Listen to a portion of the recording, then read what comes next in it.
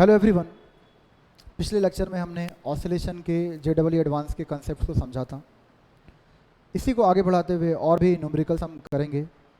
जो नए स्टूडेंट्स हैं उनसे रिक्वेस्ट है कि प्लीज़ आप सबसे पहले ऑसिलेशन के जितने बेसिक फार्मूलाज हैं, कंसेप्ट्स हैं, वो रिवाइज कर लें, फिर ये लेक्चर को देखें। आपके लिए बहुत ही फ़ायदेमंद होने वाला है और आपका जो कंसेप्ट है बहुत इंक्रीज़ होगा। आप आसानी से कोई भी क्वेश्चन को क्विकली सॉल्व कर सकते हैं। नीट रिपीटर्स के लिए भी ये लेक्चर बहुत ही वाइटल है। जितना कंसेप्ट आपका इंक्रीज़ होगा उतना फार्मूला का इम्प्लीमेंटेशन आप समझ सकते हैं और आसानी से आप क्वेश्चन को सॉल्व कर सकते हैं।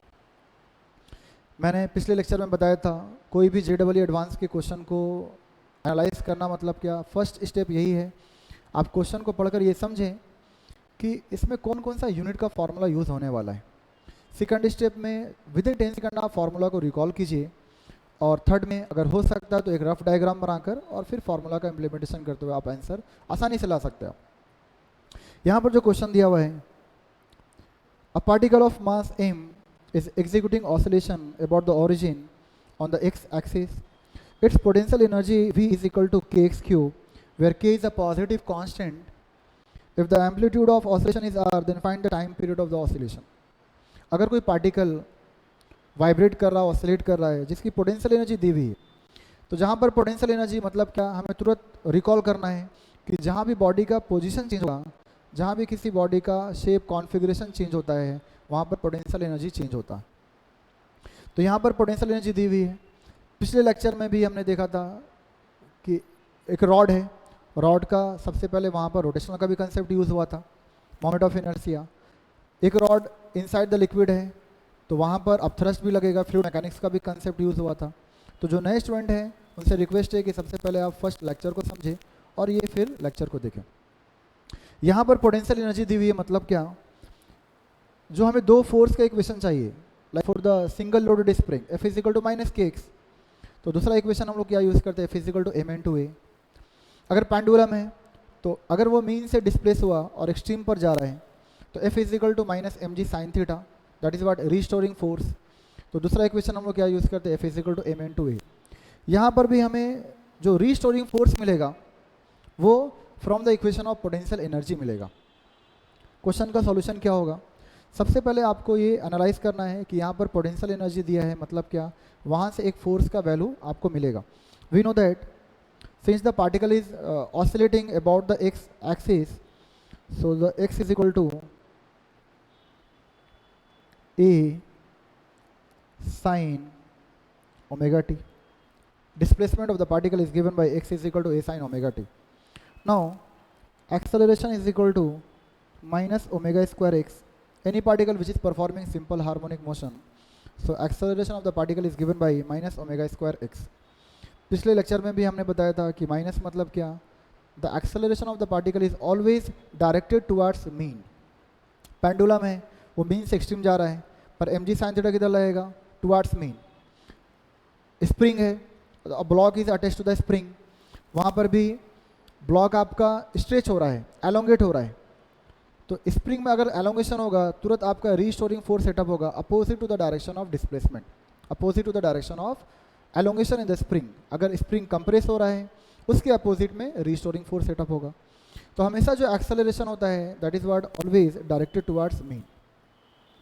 So F is equal to m into a, so here minus m omega square x। तो ये पहला इक्वेशन आ गया फोर्स का, और एक और फोर्स का इक्वेशन चाहिए जिससे हम कंपेयर करके ओमेगा निकालेंगे। So for that potential energy is given V is equal to K X cube, where k is a constant. तो we know that F is equal to minus dV upon dr, ये हमने पढ़ रखा है।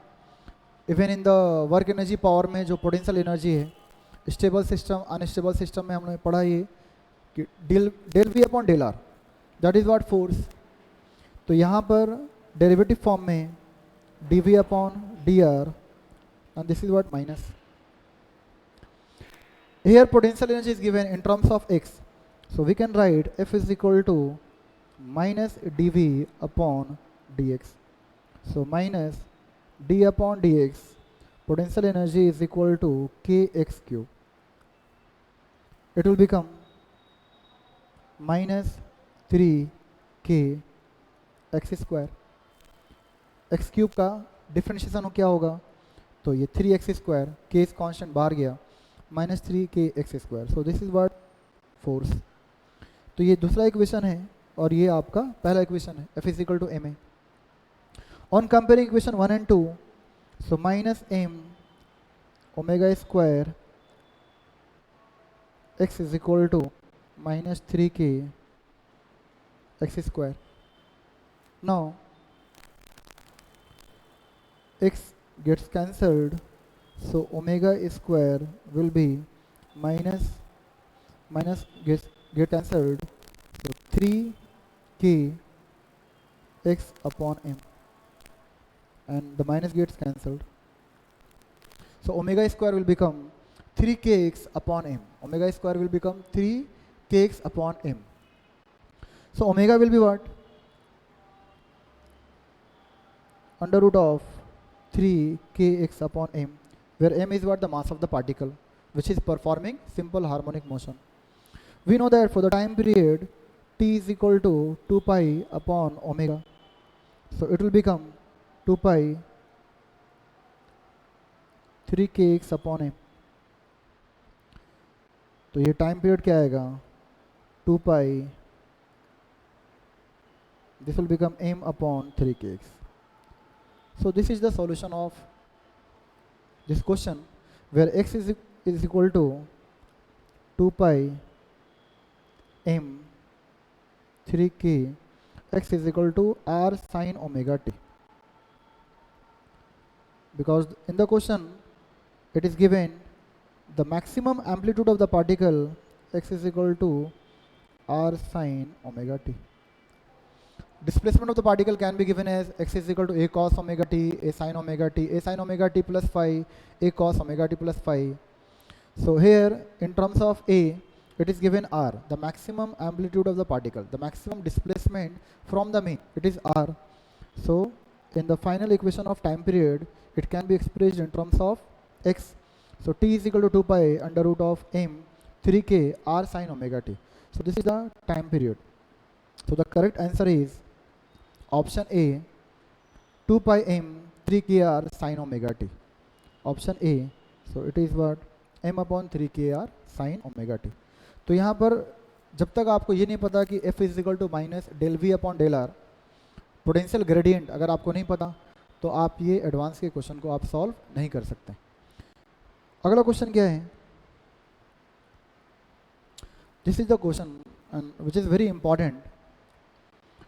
एक rod है, uniform rod, और दो स्प्रिंग से ये अटैच्ड है. दोनों स्प्रिंग फिक्स है फ्रॉम द सपोर्ट. अगर रॉड को थोड़ा डिस्प्लेस किया जाए वेरी स्मॉल एंगल पर, वेरी स्मॉल एंगुलर डिस्प्लेसमेंट होगा वहाँ पर, then find the time period और the find the frequency of oscillation. हमको फ्रीक्वेंसी ऑफ ऑसिलेशन निकालना. कैसे करेंगे, हमने बताया सबसे पहले आपको क्वेश्चन पढ़ना है, आपको ये माइंड में लाना है कि ये कौन कौन से यूनिट का लिंक्ड कंसेप्ट है. यहाँ पर लिंक्ड कंसेप्ट किसका है, एक तो जहाँ भी रॉड है मतलब वहाँ पर कहीं ना कहीं रोटेशनल का मोमेंट ऑफ एनर्जी आने वाला है, तो रोटेशनल का यहाँ पर कंसेप्ट है. स्प्रिंग ऑफ कोर्स वहाँ पर रिस्टोरिंग फोर्स सेटअप होगा, F is equal to minus K X. And for the frequency और time period we know that T is equal to 2 pi upon omega. अगर time period आ गया then we know that frequency is equal to 1 upon T. Question ध्यान से पढ़ें आप. Length of rod is given L.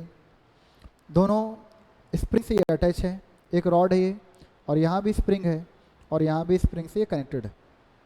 अब अगर आप रॉड को स्मॉल एंगल पर डिस्प्लेस किए कुछ एक्सटर्नल फोर्स लगाकर और इसको छोड़ दीजिए, रिलीज कीजिए. जैसे ये रिलीज होगा क्या होगा, ये टू एंड फ्रो मोशन करेगा, oscillatory motion. So what will be the time period और what will be the frequency of this system. इस सिस्टम का फ्रीक्वेंसी क्या होगा, कैसे निकालेंगे हम. क्वेश्चन में लिखा हुआ है a uniform rod of length L and mass M is pivoted at the centre. Fix है, its two ends are attached to two springs of equal spring constant K. दोनों स्प्रिंग का कांस्टेंट भी क्या है, K दिया हुआ है. The springs are fixed to rigid supports as shown in the figure and the rod is free to oscillate in the horizontal plane. The rod is gently pushed through a small angle theta. Small angle मतलब क्या, अगर हम कहीं ना कहीं concept आता है जैसे tan theta can be approximately equal to theta, तो अगर एंगुलर डिस्प्लेसमेंट स्मॉल होगा देन sin थीटा और tan theta can be approximately equal of theta. वहाँ पर हम ये रिप्लेस कर सकते हैं। तो जहाँ भी स्मॉल एंगल थीटा है आपके माइंड में ये भी कंसेप्ट आना चाहिए, जैसे हम लोग time period of simple pendulum में sin theta is approximately equal of theta लिखे थे, तो यहाँ पर भी वो कंसेप्ट कहीं ना कहीं आएगा। Then we have to find the frequency of oscillation. कैसे सॉल्व करेंगे इस क्वेश्चन को?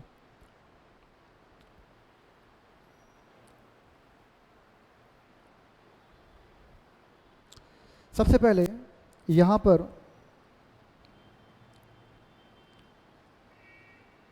एक रॉड दो स्प्रिंग के सिस्टम से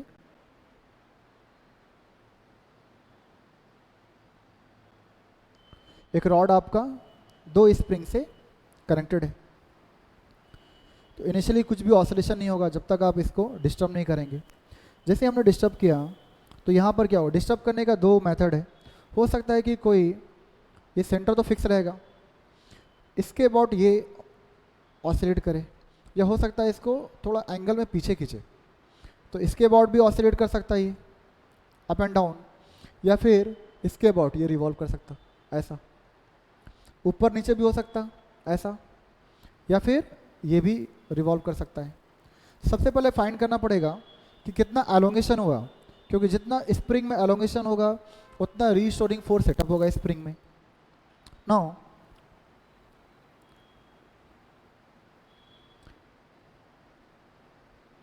मान लीजिए रॉड आपका डिस्प्लेस होकर ऐसा हो गया,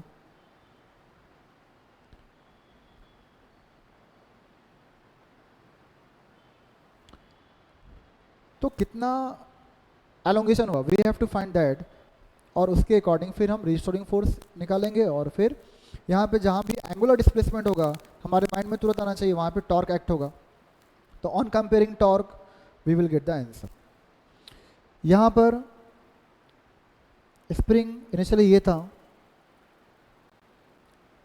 अभी ये रिवॉल्व कर कर कुछ स्मॉल एंगल डिस्प्लेस होकर कुछ इस टाइप का हो गया। इनिशियली ये था,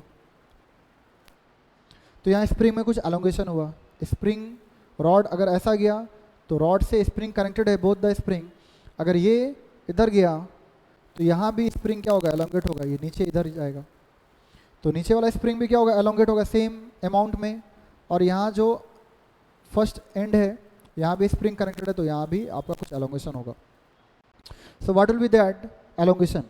so if this is what theta with the initial axis, और अभी इसका फाइनल क्या है, जो ओरिएंटेशन है, फाइनल ओरिएंटेशन ये, आप इसको एलोंगेट कर दिए, तो यहाँ पर कुछ स्मॉल एंगुलर डिस्प्लेसमेंट होगा theta. So what will be the elongation in the spring? ये डिस्टेंस कितना होगा, मान लीजिए ए बी, ये डिस्टेंस कितना होगा? So sine theta is equal to perpendicular A B upon hypotenuse. So if the entire length is L, so here from the center it will be L by 2. So sin theta is equal to perpendicular distance AB and L by 2. And if theta is very small, if the angular displacement is small, then sin theta is approximately equal to theta. So AB is equal to L by 2 theta. So AB is equal to what? L by 2 theta. So this is the elongation in the spring. Both the spring and both the spring have the same spring constant, and both the spring is connected with the rod. तो दोनों में elongation क्या होगा? Same होगा. Now F is equal to minus kx, restoring force. So F is equal to minus k, elongation is what? L by 2 theta. So this is the force, minus k L by 2 theta. This is the restoring force in both the spring.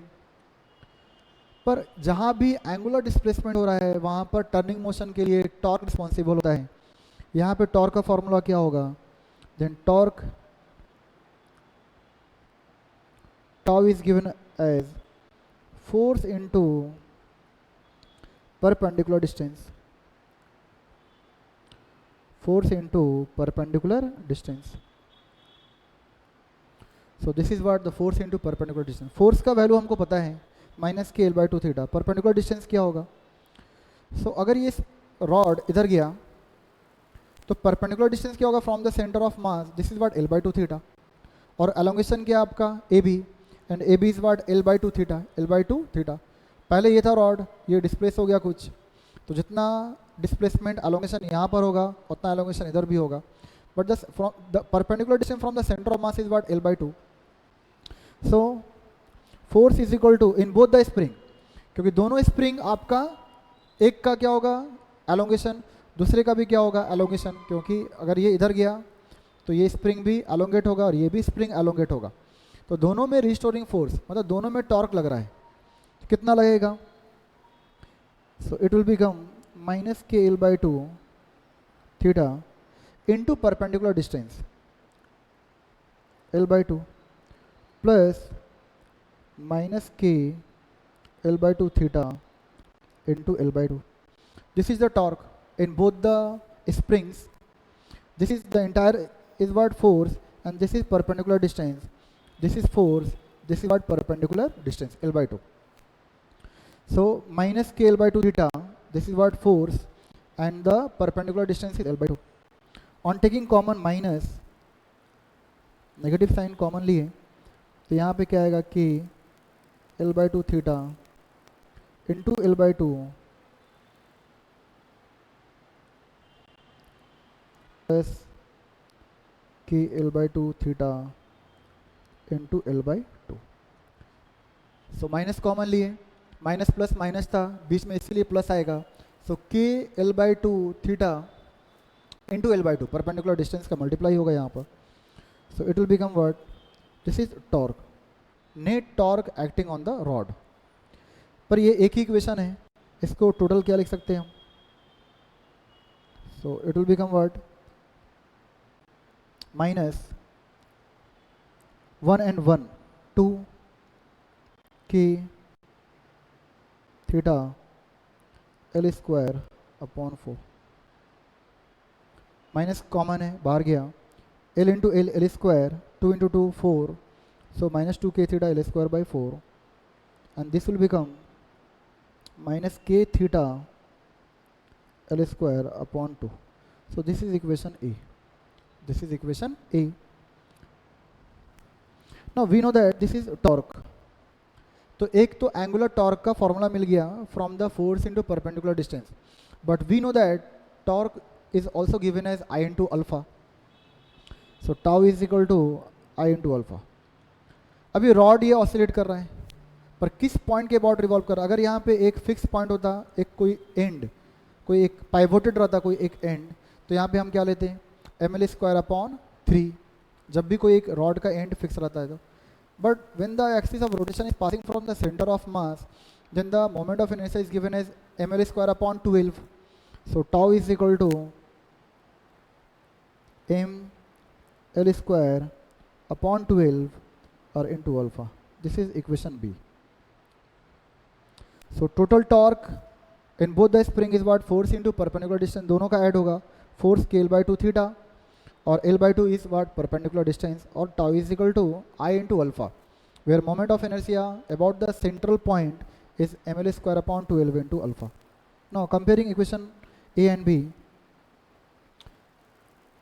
mL²/12 alpha is equal to -k theta L²/2. So comparing equation A and B, we get this. Now alpha is equal to what? So 2, this will become 6. Alpha will become -k L² theta upon m L², and this is what? 6. 6 यहाँ divide में है, इधर जाएगा तो multiply में है. 6 इधर divide में, इधर जाएगा तो मल्टीप्लाई में, and L² gets cancelled. So L² gets cancelled. So alpha will become -6k theta upon m. This is the angular acceleration. we can see 6 is what the number constant, k is what the spring constant, and m the mass of the rod which is vibrating about a fixed point, about the central point, that also remains constant. तो entire quantity क्या है, constant है, then the angular acceleration is directly proportional to minus of theta, and this is the condition of SHM, angular simple harmonic motion. When the acceleration is directly proportional to the displacement but in opposite direction, that is what simple harmonic motion, linear SHM. But when the angular acceleration is directly proportional to angular displacement towards mean, means what, it is performing angular simple harmonic motion. So here alpha becomes minus 6k theta upon m. Negative sign shows that the angular torque is just opposite to the direction of angular displacement. So we know that the time period of the pendulum or any particle, the time period of the particle, not the pendulum, the time period of the particle which is performing SHM is given as 2 pi under root displacement upon acceleration, theta upon alpha. For the linear SHM, we know that t is equal to 2 pi displacement upon acceleration. So here it will become angular displacement upon angular acceleration. So t will become 2 pi theta upon alpha. So 6k theta upon m. Negative sign shows that the direction. So in magnitude, alpha is equal to 6k theta upon m. Theta gets cancelled. So time period of the particle becomes m upon 6k. तो अगर question में time period बोलता तो this will be the time period of the rod, but frequency पूछ रहा है.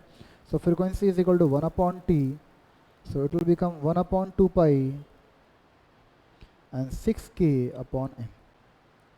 So the correct answer is 6k upon m. The correct option is C, 1 upon 2 pi 6k upon m.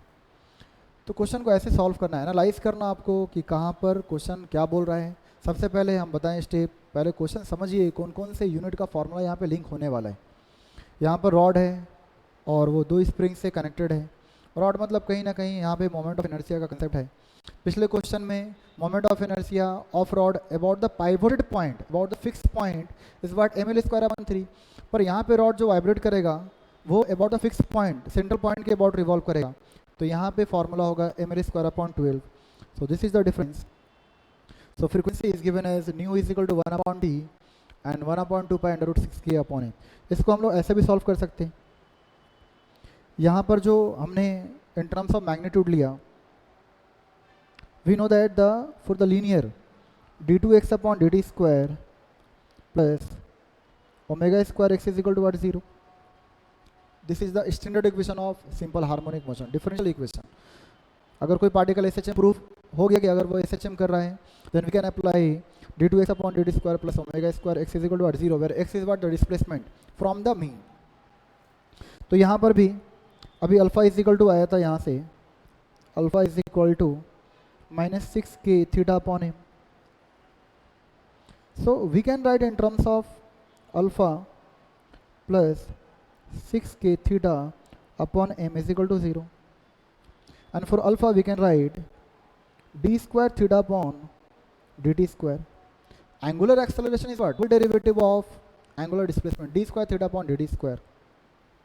So plus 6k theta upon m is equal to 0. And we know that if any particle which is vibrating SHM, either the angular SHM or SHM, so here d square theta upon dt square plus omega square theta will become 0. अगर linear कर रहे हैं तो x आएगा, linear displacement, linear elongation, और यहाँ पर angular displacement दिया है तो d square theta upon dt square plus omega square theta is equal to what, 0. On comparing equation 1 and 2, again we will get what, omega square is equal to 6k upon m. यहाँ भी acceleration है angular alpha, यहाँ भी alpha है, यहाँ भी theta, यहाँ भी theta. So omega square become what, 6k upon m, और we can simply write omega is equal to 6k upon m under root. So square root में 6 के अपॉन है, we can simply find the time period t is equal to what 2 pi upon omega. So 2 pi omega means what m upon 6k. This will be the time period. If we have to find the frequency, just reverse it. Frequency is equal to 1 upon t, so it will become what 1 upon 2 pi m 6k upon m. इस lecture में इतना ही. अगले lecture में कुछ और भी problems करेंगे. हो सकता है वहाँ पर दूसरे यूनिट का दूसरे फार्मूला का कंसेप्ट यूज़ होगा ऑसिलेशन में ही. जब तक के लिए आप अच्छे से लेक्चर को एनालाइज कीजिए, रिवीजन कीजिए, अपने से प्रैक्टिस कीजिए. जितना प्रैक्टिस होगा उतना आपका रिजल्ट बेहतर होगा. Because for getting admission in top IITs और top colleges like CFTIs you have to score very good rank, and according to the rank आपका कॉलेज भी अलॉट होगा, and according to the rank आपका branch भी allot होगा. For example किसी का JEE advance में रैंक है 1000 और किसी का रैंक है आपका विदिन 500. अब एक को चाहिए एरोस्पेस इंजीनियरिंग, तो एरोस्पेस इंजीनियरिंग उनको मिलता है जिनका रैंक विदिन 200 500 के अंदर है. 1000 वाले को शायद ना मिले. अगर किसी को चाहिए IIT मुंबई में computer science engineering, IIT Madras में civil engineering, computer science engineering, उसके लिए रैंक बहुत बेहतर होना चाहिए. तो रैंक के अकॉर्डिंग भी आपका ब्रांच अलॉट होने वाला है, ये माइंड में रखिए. ज़्यादा अभी वक्त कम है, ज़्यादा से ज़्यादा मेहनत कीजिए. 2 साल अगर आप अच्छे से पढ़ेंगे 11th और 12th, then definitely you will get the very good colleges, renowned colleges of India. आज के लिए इतना ही. अगले लेक्चर में फिर कुछ ऑसिलेशन के JEE एडवांस के प्रॉब्लम हम लोग करेंगे. Thank you.